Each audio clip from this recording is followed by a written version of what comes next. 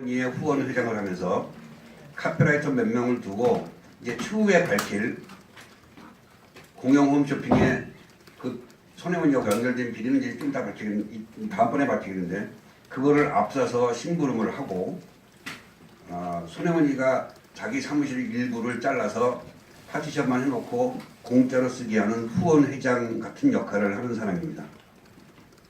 이 사람이 68년생이고 여기 마포 신수동에 살고 있습니다. 이 사람이 목포 대동 그 골목에 있는 일가 3-4번지의 빌지를 2017년 9월 17일 날 매입을 했습니다. 지금도 갖고 있습니다. 두 번째는 홍정애라는 사람입니다.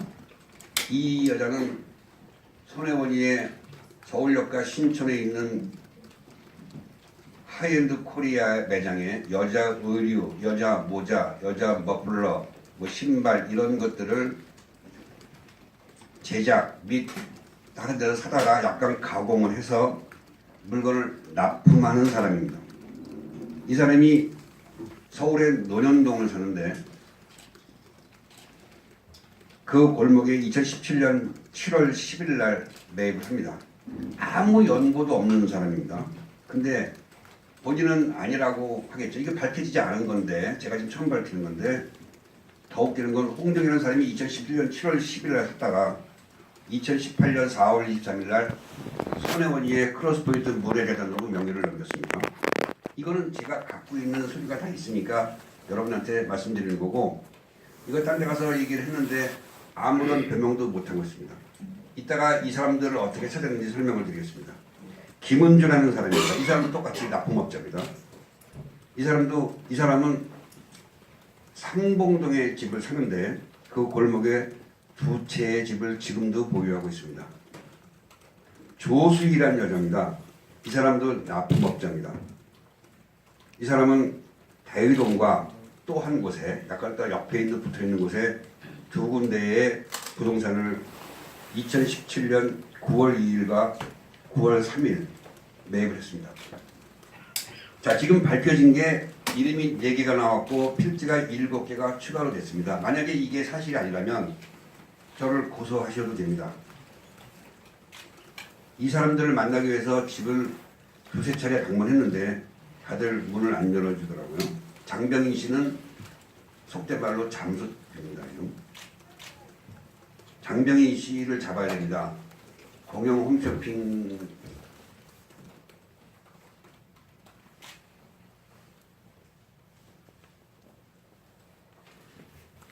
그 공영 홈쇼핑의 대표는 손혜원이라고 정말 막한 사이고 그 수의 계약을 해서 지금 했다는 의혹, 지금 저한테 증거가 없습니다. 근데 저도 아는 사람입니다. 제가 어렸을 때.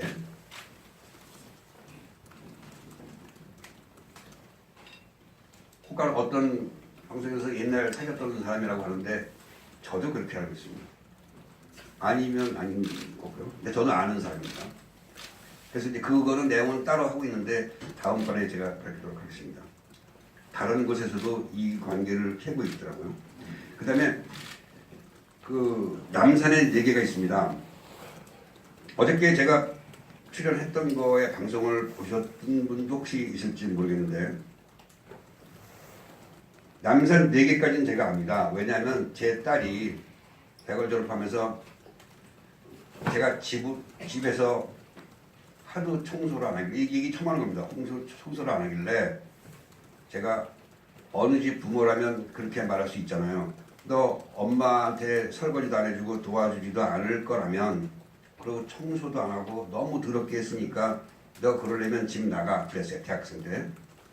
그러면 보통 아이들은 사과를 하고 아빠 잘못했어요. 일 좀 도와드릴게요. 이러는 게 보통인데 그 얘기를 듣고 얘가 손혜원이를 찾아갑니다.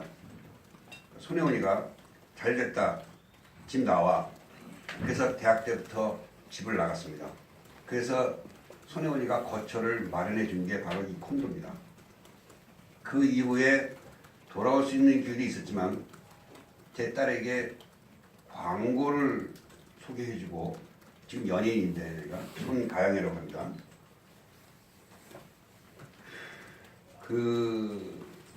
아무튼 뭐 그렇게 됐습니다. 지금도 손혜원이 옆에 있는데 한 2년 전부터 손혜원이의 변덕과 독선과 아집에 질려서 아마 만나지 않는다고 하는데 모르겠습니다. 그건.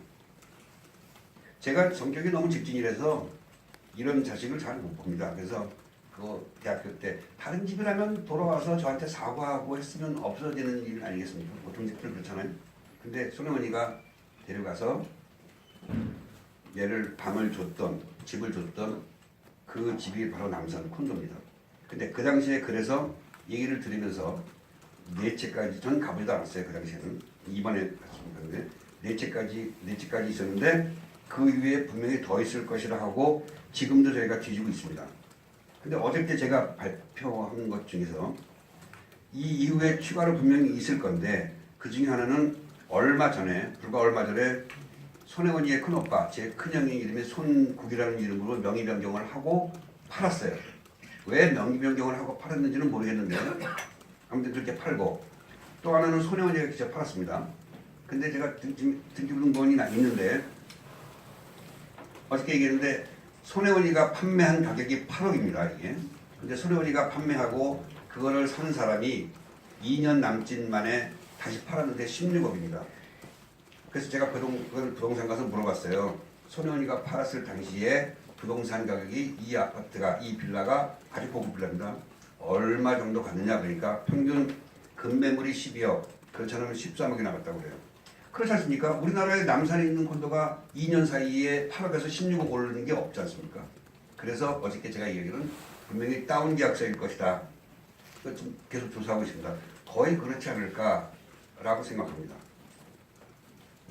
그 이후에 있는 거 전체 그 남산에서 해방촌 내려가는 하얏트 호텔에서 힐튼 호텔 사이에 있는 전반적인 고급 빌라를 저희가 다 끼고 있습니다.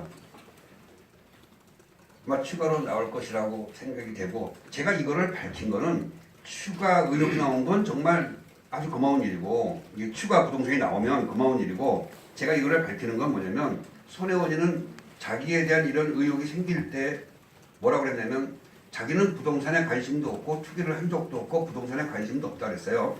근데 14년 전, 10몇 년 전부터 계속 부동산 투기를 해왔습니다.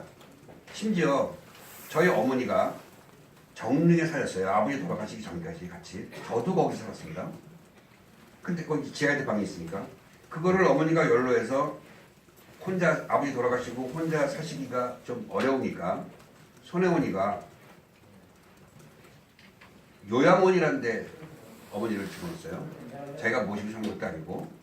그러면서 그 집을 어머니의 이름으로 돼 있던 집을 자기 이름으로 바꿉니다. 그래서 그때 제가 그랬어요. 집사람하고 저거를 우리가 살까 생각했어요. 근데 손혜원이가 세를 주고 그 당시 분명히 기억합니다. 야, 이 동네가 실제로 그랬습니다. 이 동네가 재개발로 되는데 이걸 지금 왜 팔어? 그러면서 정말 제가 알기로 한 10년 가까이 이상 갖고 있었습니다. 결국에는 올라서 팔았습니다. 그 이름도 자기 이름이 아닌 매형 이름으로. 그 당시에 얘는 남산에 있었죠. 그런 그 정릉 거. 자기 지금 집이 제가 알기로 있기는 한 20억 가까이 되는데 그것들이 몇 번 팔아갖고 계속 이득을 남긴 걸로 알고 있고. 그러니까 이런 게 다 일반 사람들은 알 수가 없는 얘기죠. 이런 게 있는데 자기는 부동산도 모르고 부동산 투기를 한 적도 없고 거기서 이득을 남긴 적도 없다라고 얘기를 합니다. 제가 안 밝히려다 밝힌 건데 뉴욕의 맨하탄에 셰필드 콘도라고 있는데 10억 이상이 가는 그런 콘도입니다. 손혜원이가 뉴욕 법인에 저는 비자금이 있다라고 비자금 창고라고 생각하는데 증명은 없습니다. 그런 의혹이 있고 지금도 조사 중인데 거기에 10억이 넘는 아주 최상위 특 A급 콘도를 2채를 사고 팔았습니다. 이거는 뉴욕 신문에 났습니다. 근데 그거를 중요한 건 제가 알면서도 한동안 얘기 안 했던 게 뭐냐면 손혜원은 여기 있으면서 거기를 심부름을 시키고 계약할 때 대행을 시켰던 게 바로 아까 말씀드렸던 제 딸입니다. 손가영이. 그래서 제가 연루되는 게 싫어서 얘기 안 하려다가 이왕 밝히는 거 아버지까지 밝히고 있는데 뭐 저는 목적이 이런 사람들을 비난하는 게 아닙니다. 손혜원이의 비밀을 밝히는 거니까 여러분들이 좀 이해를 해주시면 고맙겠고요. 손혜원이의 첫 번째 거에는 은행 대출이 43만 불이 들어가 있습니다. 근데 한 30만 불 정도가 현금이 들어갔고 뒤에 거는 제가 지금 파악하고 있기로는 은행 대출이 없어요. 9만 7천 불 정도, 97만 불 정도 하는데 10억이 넘습니다. 그러니까 과연 이게 정상적으로 외환관리법 위반이 없이 글로 돈이 갔느냐, 아니면 다른 경로로 들어갔느냐, 아니면 뉴욕 법인의 비자금이 들어갔느냐, 그거를 조사하고 있습니다. 곧 밝혀집니다. 손혜원이가 지금 당황하고 있다는데 그게 뭐냐면, 제가 일반 평범한 사람이고 여러분들 앞에 서 있는 이런 자리도 처음일 뿐더러 평생에 이런 일을 해본 적이 없는 사람이기 때문에 지풀에 나가 떨어질 거라고 생각을 한 모양입니다. 근데 어느 부모가 가정이 깨지고 자식들이 전과자가 되는 입장에서 가만히 있을 수 있겠습니까? 제가 이렇게 폭넓게 알고 깊게 조사할 줄은 손혜원이는 아마 상상을 못했을 겁니다. 근데 저는 지금 제가 밝히는 것보다 훨씬 많은 걸 알고 있는데, 중간에 있는 선의의 피해자나 이게 정치적으로 비화되는 거 원하지 않기 때문에 정말 자제하고 가고 있습니다. 손혜원이가 11억 대출, 손혜원이 돈이 없었어요, 현금이. 왜 제가 그거 어떻게 하냐? 저희 집사람이 5년 6개월 동안 신촌점과 서울역점에 손혜원이 운영, 저는 몰랐었습니다, 진짜로. 그걸 알면서 거기 간 게 나중에 알았습니다. 그리고 여러분들 알다시피 제가 강남에 엄청나게 큰 식당들을 몇 개를 운영을 하면서 다른 사건에 연루돼서 거기에 고소를 당해서 교도소를 갔다 왔습니다. 그래서 이 내용을 몰랐고, 알면 제가 그 안에서 펄펄 뛰고 할 게 뻔하기 때문에 집사람이 저한테 얘기를 안 했어요. 집사람이 저를 알거든요. 그래서 알고 있는데 거기 매출이 형편없습니다. 서울역 같은 경우에 어떤 날은 뭐 30만 원 팔 때도 있고, 많이 파는 날은 뭐 한 300만 원 파는 데도 있고 이렇습니다. 근데 거기 세가 지금 1,400만 원인데 그것도 지금 특혜를 조사하고 있는데, 다른 서울역 안에 있는 모든 매장은 수수료 매장입니다. 아시죠 무슨 말인지. 거기에서 판매되는 물건의 몇 프로를 수수료 내게끔 되어 있는데 손혜원이 매장만 아닙니다. 그게 왜냐하면